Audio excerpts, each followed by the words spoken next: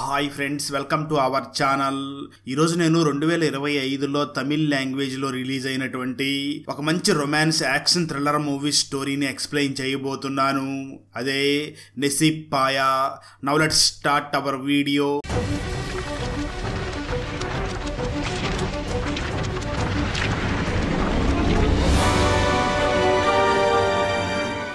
Open చేస్తే movie starting scene లో speed గా ఒక కారు వచ్చి స్కూల్ వ్యాన్ ని ఆపి ఆ కారులో నుంచి ఒక వ్యక్తి గన్ను తీసుకుని బయటికి దిగి ఆ స్కూల్ వ్యాన్ ని హైజాక్ చేస్తాడు.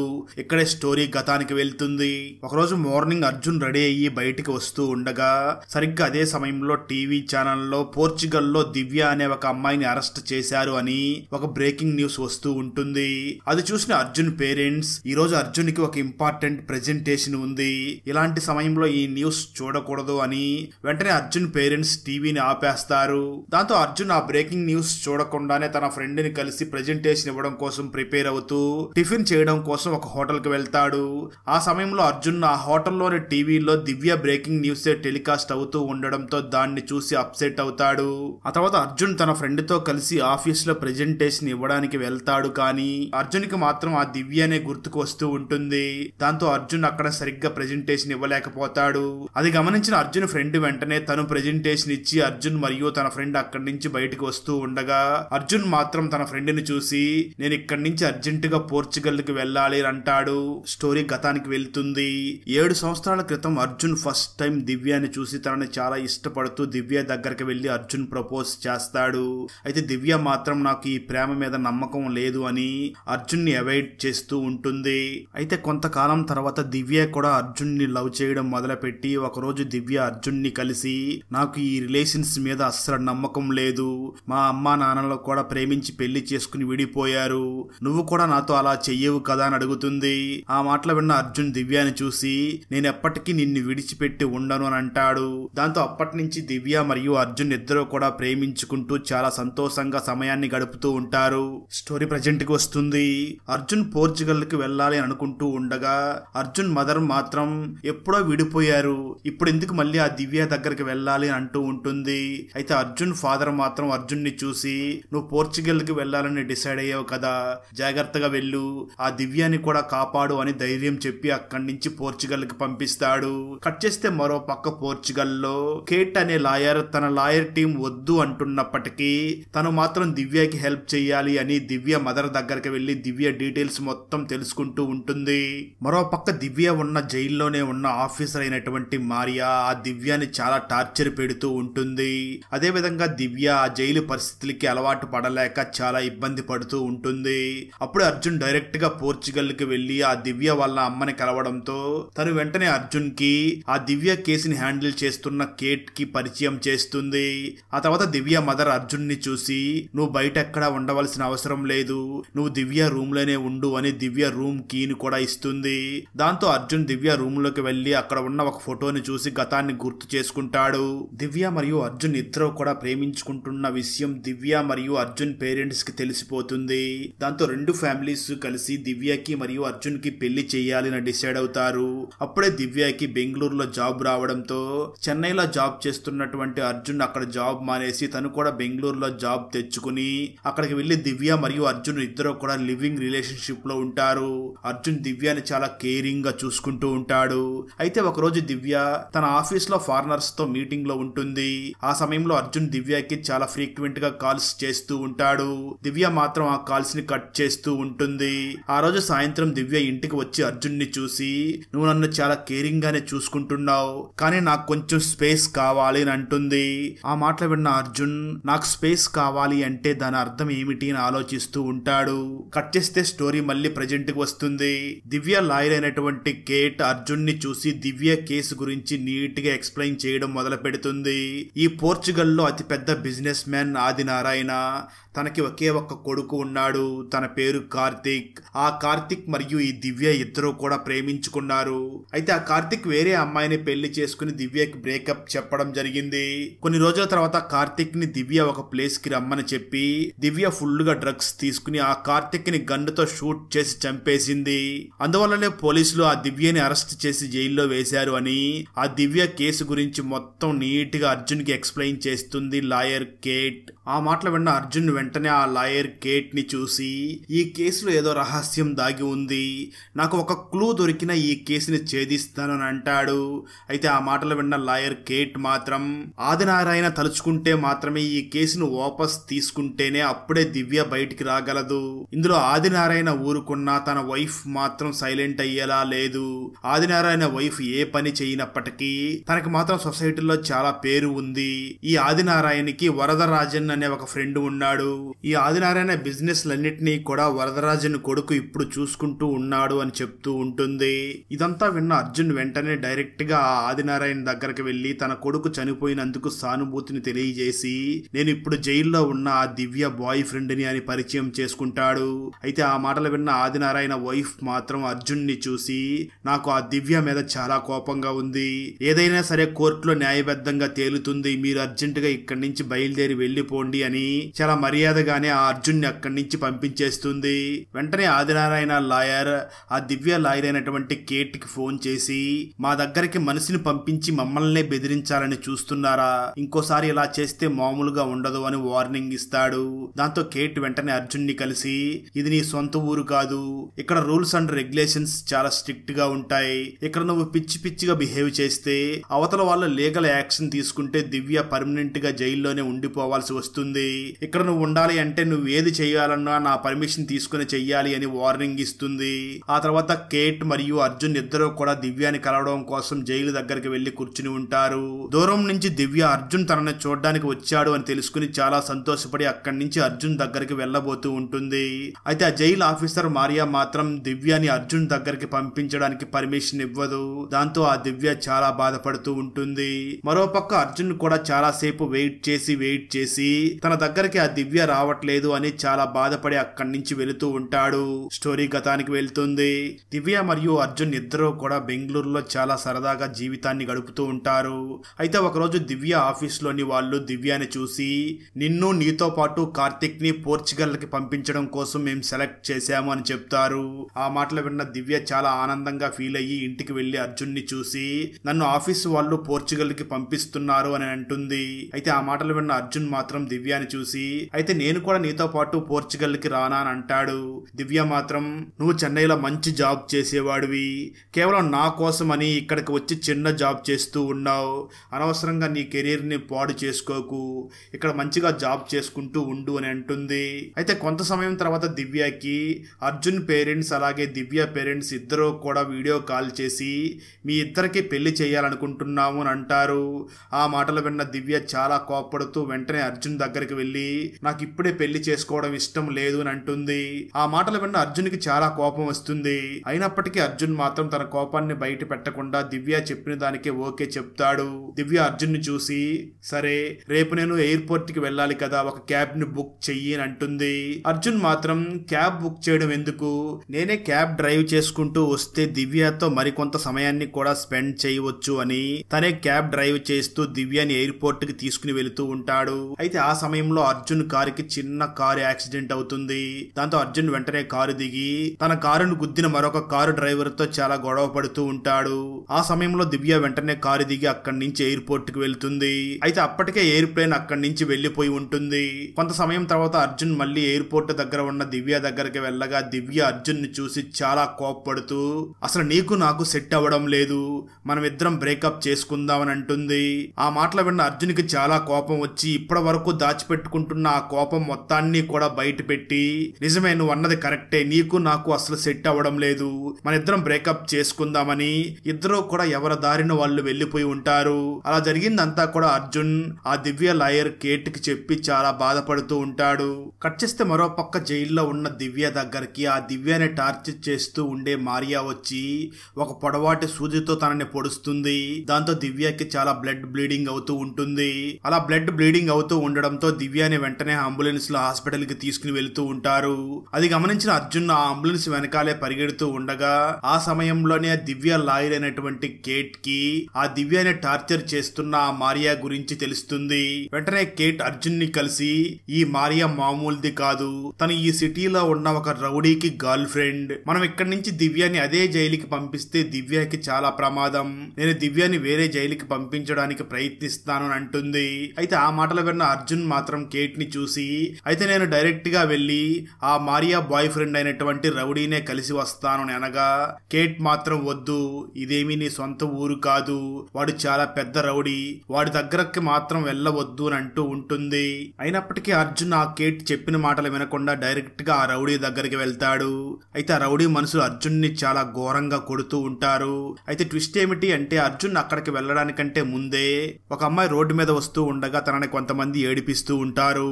అది చూసిన అర్జున్ వెంటనే అక్కడికి వెళ్లి వాళ్ళందరికీ కూడా వార్నింగ్ ఇచ్చి ఆ అమ్మాయిని సేఫ్ గా పక్కకి తీసుకుని వస్తాడు. ఇక ట్విస్ట్ ఏమిటి అంటే అర్జున్ కాపాడిన ఆ అమ్మాయి మరెవరో కాదు, ఆ అమ్మాయి ఆ రౌడీ వాళ్ళ చెల్లెలే అయి ఉంటుంది. ఆ రౌడీకి తన చెల్లెలంటే చాలా ఇష్టం. ఆ అమ్మాయి వెంటనే తన అన్నయ్యని చూసి, నన్ను ఈ రోజు కాపాడింది ఈ అర్జునే అని అర్జున్ ని చూపిస్తుంది.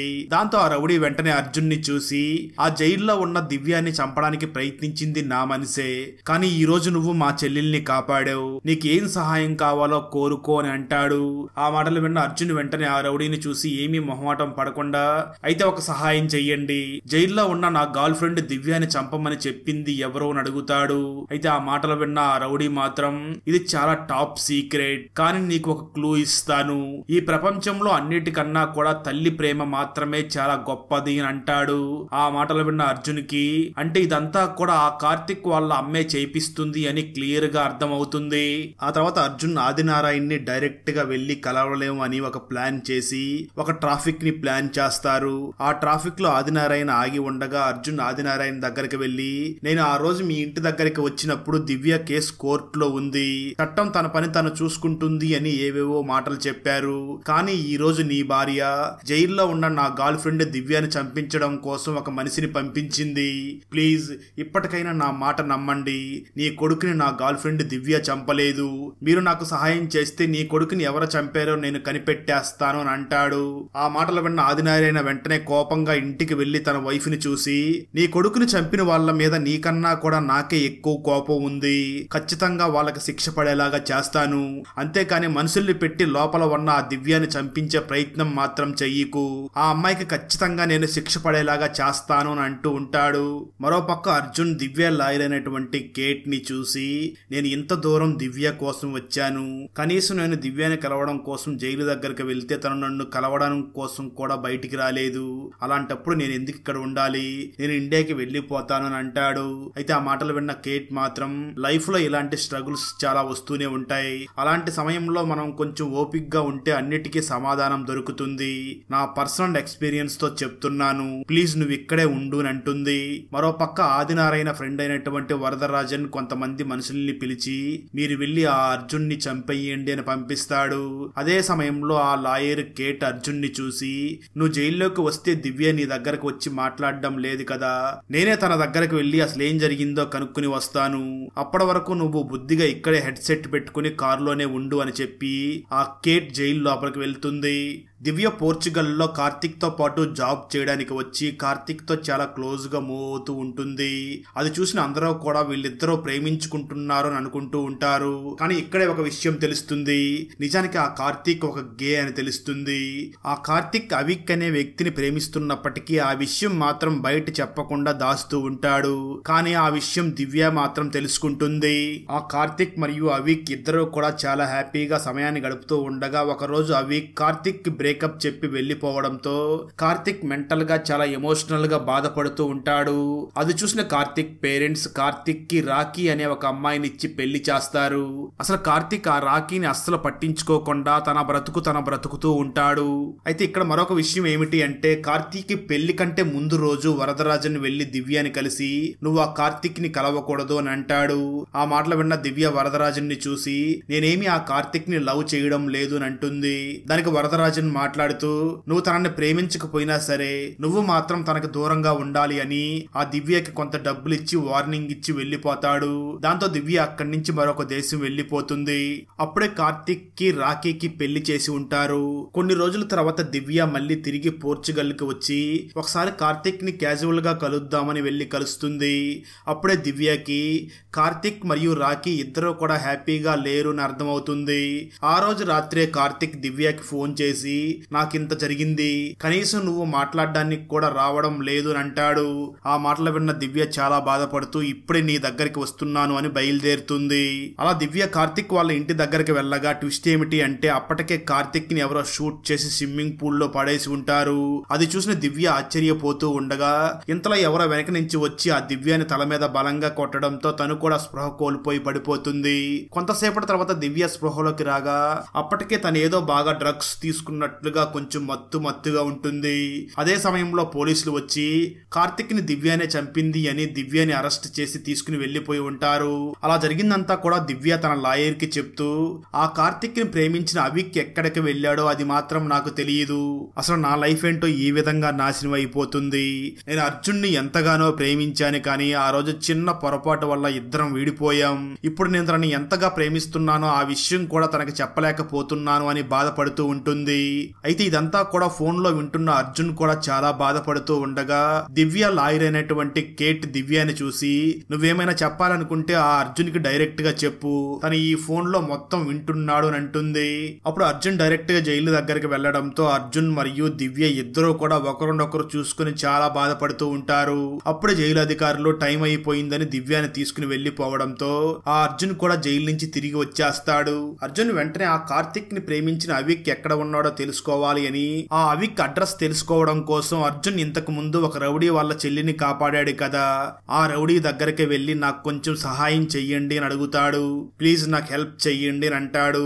దాంతో ఆ రౌడీ వెంటనే తనకు ఉన్న పలుకుబడిని ఉపయోగించి ఆ అవిక్ ఎక్కడ ఉన్నాడో అడ్రస్ కనుక్కుని అర్జున్ కి చెప్తాడు. అర్జున్ వెంటనే ఆ అడ్రస్ దగ్గరికి బయలుదేరుతూ ఉండగా మరోపక్క వరదరాజన్ గ్యాంగ్ అర్జున్ కోసం వెతుకుతూ వచ్చి ఆ దివ్య లాయర్ అయినటువంటి కేట్ మీద అటాక్ చేస్తారు. ఆ విషయం తెలుసుకున్న అర్జున్ అక్కడికి వెళ్లి వాళ్ళందరినీ తరిమి కొట్టేసి ఆ లాయర్ ని కాపాడి ఆ తర్వాత అర్జున్ వెంటనే అవిక్ ఉన్న చర్చి దగ్గరికి వెళ్ళగా అవిక్ అప్పుడే ఒక చిన్న ఫ్లాష్ బ్యాక్ చెప్పడం మొదలు పెడతాడు.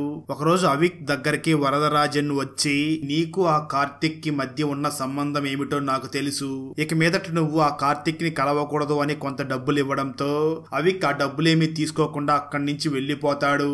అయితే ఈ విషయం తెలియని కార్తిక్ అవిక్ కి చాలా సార్లు ఫోన్ చేస్తాడు కానీ అవిక్ మాత్రం ఆ ఫోన్ లిఫ్ట్ చేయడు. అలా జరిగిందంతా చెప్పిన అవిక్ కార్తిక్ ని చూసి దీనంతటికీ కారణం ఆ వరదరాజన్ అని అంటూ ఉంటాడు. సరిగ్గా అదే సమయంలో వరదరాజన్ మనుషులు అక్కడికి వచ్చి ముందుగా ఆ అవిక్ ని చంపేస్తారు. ఆ వెంటనే కార్తిక్ ని కూడా షూట్ చేయబోతూ ఉండగా కార్తిక్ అక్కడి నుంచి తప్పించుకుని తనని చంపడానికి వచ్చిన వాళ్ళందరినీ కూడా చేస్తాడు కానీ వాళ్ళు మాత్రం తప్పించుకుని వెళ్లిపోతారు. అయితే అవిక్ చనిపోయాడు అన్న విషయం దివ్య లాయర్ అయినటువంటి కేట్ కి తెలిసి అర్జున్ ని చాలా తిడుతూ ఈ కేసులో మనకున్న ఒకే ఒక్క మంచి సాక్ష్యం ఆ అవిక్, అలాంటిది అవిక్కే చనిపోయాడు, ఆ అవిక్ చనిపోవడానికి నువ్వే కారణం, ఇప్పుడు దివ్యని ఎలా బయటికి తీసుకుని రావాలా అని అరుస్తూ ఉంటుంది. దాంతో అర్జున్ వెంటనే తనకు తెలిసిన రౌడీ దగ్గరికి వెళ్లి ఒక గన్ను మరియు ఒక డ్రస్సు తీసుకుని వెంటనే కారులో వేగంగా వెళ్లి ఒక స్కూల్ వ్యాన్ ని హైజాక్ చేస్తాడు. ఈ విషయం చాలా సెన్సేషనల్ న్యూస్ అవుతుంది. అన్ని దేశాల్లో కూడా ఆ న్యూస్ ప్లే అవుతూ ఉంటుంది.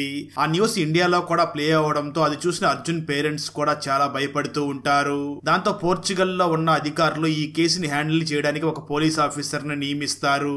ఆ పోలీస్ ఆఫీసర్ అర్జున్ దగ్గరికి వచ్చి అర్జున్ తో మాట్లాడుతూ ఉండగా అర్జున్ ఆ ఆఫీసర్ ని చూసి నా దగ్గరికి ఆ వరదరాజన్ని అలాగే ప్రెజెంట్ జైల్లో ఏ తప్పు చేయకుండా శిక్ష అనుభవిస్తున్న ఆ దివ్యాని కూడా తీసుకుని రండి అని అంటాడు. దానికి ఆ ఆఫీసర్ అర్జున్ ని చూసి నువ్వు చెప్పినట్లే చేస్తాను, పిల్లలకి ఏమీ చెయ్యొద్దు అని వెంటనే వెళ్లి ఆ వరదరాజన్ని మరియు దివ్యాని కూడా అర్జున్ దగ్గరికి తీసుకుని వస్తాడు. అయితే వరదరాజన్ అక్కడికి వెళ్లడానికంటే ముందే ఒక స్నైపర్ ని హైర్ చేసుకుని ఉంటాడు.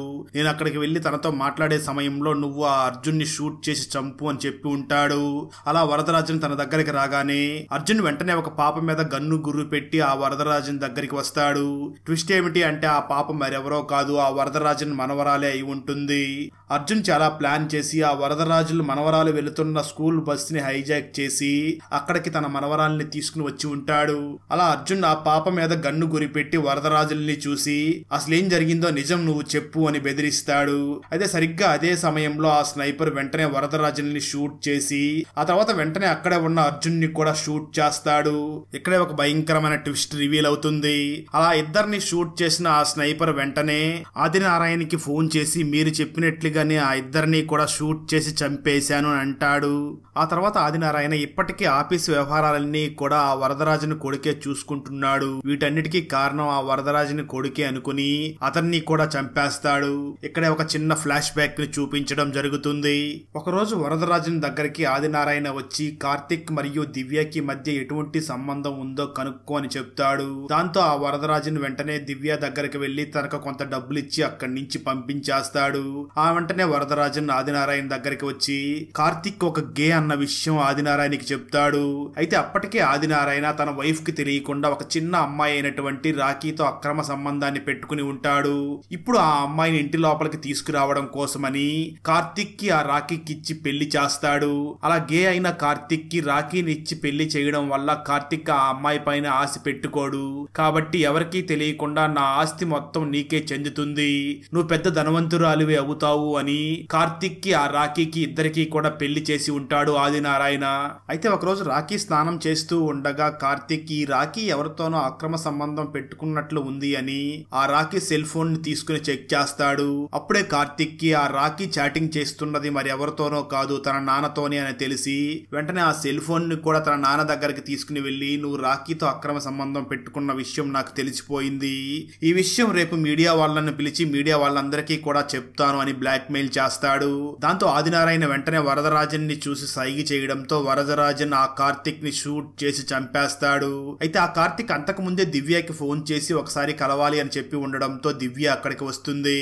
దాంతో దివ్యాని కూడా కొట్టి స్పృహ కోల్పోయేలాగా చేసి తనకి డ్రగ్స్ ఎక్కించి దివ్యానే డ్రగ్స్ తాగి కార్తిక్ ని చంపేసింది అన్నట్లుగా పోలీసులకు ఫోన్ చేసి దివ్యాని అరెస్ట్ చేయించి ఉంటారు. స్టోరీ ప్రజెంట్ కి వస్తుంది. అయితే జరిగిందంతా కూడా వరదరాజన్ కొడుకు చనిపోవడానికంటే ముందు ఆ ఆదినారాయణ వైఫ్ కి చెప్పేస్తాడు. దాంతో ఆదినారాయణ వైఫ్ వెంటనే ఆదినారాయణ దగ్గరికి గన్ను తీసుకుని వెళ్లి మిమ్మల్ని షూట్ చేసి చంపాలి అన్నంత కోపంగా ఉంది, కానీ నేను మిమ్మల్ని షూట్ చేసి చంపను, మీరు చేసిందంతా కూడా పోలీసులకి తెలిసిపోయింది, మిమ్మల్ని అరెస్ట్ చేయడానికి పోలీసులే వస్తున్నారు అని తన చేతిలో ఉన్న గన్ను తీసుకుని వెళ్లి ఆదినారాయణకి ఇచ్చి అక్కడి నుంచి తను వెళ్లిపోతుంది. ఆ సమయంలోనే అక్కడికి పోలీసులు వస్తున్నట్లుగా సౌండ్ వినిపించడంతో ఆదినారాయణ వెంటనే తన చేతిలో ఉన్న గన్ను తీసుకుని తనను తాను షూట్ చేసుకుని చనిపోతాడు. నిజాలంతా తెలిసిన తర్వాత 2 నెలలకి దివ్య జైలు నుంచి బయటికి వస్తుంది. అర్జున్ కూడా టెర్రరిస్ట్ లాగా స్కూల్ పిల్లల బస్సుల్ని హైజాక్ చేశాడు అని తనకి 8 నెలల జైలు శిక్షను విధించి ఉంటారు. అలా 8 నెలలు గడిచిపోయిన తర్వాత అర్జున్ కూడా రిలీజ్ అయ్యి బయటికి వస్తాడు. మరోపక్క దివ్య లాయర్ దివ్య కేసుని టేకప్ చేసినప్పుడే ఆ లాయర్ ని బార్ కౌన్సిల్ నుంచి బయటికి తీసేసి ఉంటారు. ఇప్పుడు మళ్ళీ తిరిగి వాళ్ళు కేట్ ని బార్ కౌన్సిల్ లోకి తీసుకుంటారు. ఆ కేట్ వెంటనే దివ్య మరియు అర్జున్ దగ్గరికి వచ్చి మీరు ఇక్కడి నుంచి వెంటనే ఇండియాకి వెళ్లిపోండి, మీరు అక్కడ పెళ్లి చేసుకుని హనీమూన్ కోసం ఇక్కడికే రావాలి అని అంటుంది. అక్కడతో ఈ మూవీ ఎండ్ అవుతుంది. ఫ్రెండ్స్, వీడియో నచ్చినట్లయితే లైక్ చేసి ఒక చిన్న కామెంట్ చేస్తే మాకు నెక్స్ట్ వీడియో చేయడానికి ఎంకరేజింగ్ గా ఉంటుంది. అలాగే ఛానల్ ని సబ్స్క్రైబ్ చేసి పక్కనే ఉన్న బెల్ ఐకాన్ ని క్లిక్ చేసి సపోర్ట్ చెయ్యండి. Thanks for watching. జై హింద్.